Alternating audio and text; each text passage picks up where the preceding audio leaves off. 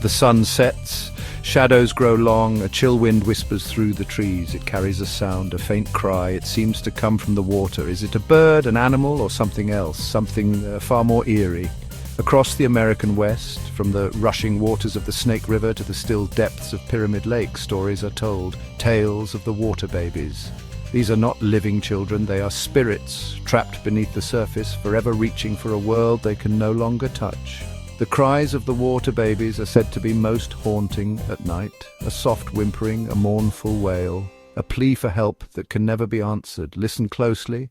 Can you hear them? One of the most well-known tales of the water babies originates at Massacre Rock State Park in Idaho.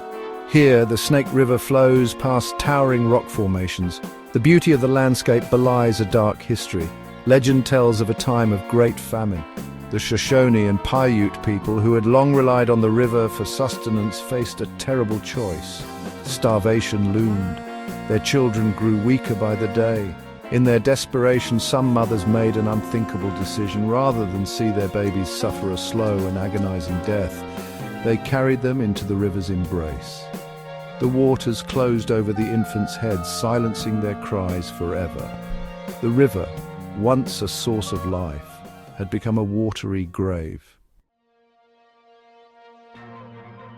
The whispers of tragedy are not confined to Massacre Rocks. Similar stories echo around Pyramid Lake in Nevada. The Paiute people of this region also speak of water babies, lost souls forever bound to the lake's depths.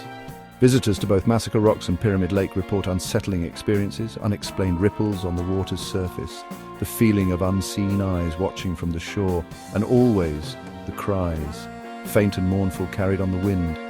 Some even claim to have seen wet, child-sized handprints appearing on rocks and cars only to vanish moments later.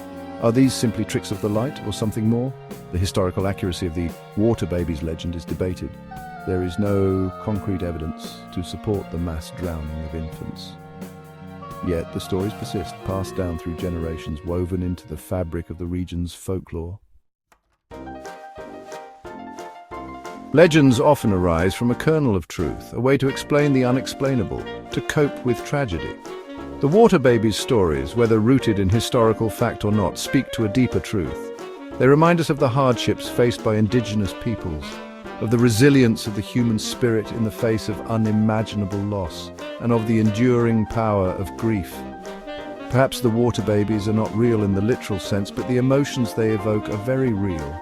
Sorrow, loss, and a lingering sense of unease that clings to these places like morning mist. Next time you find yourself by a river or lake, listen closely. You might just hear them, the haunting cries of the water babies, forever echoing the sorrows of the past.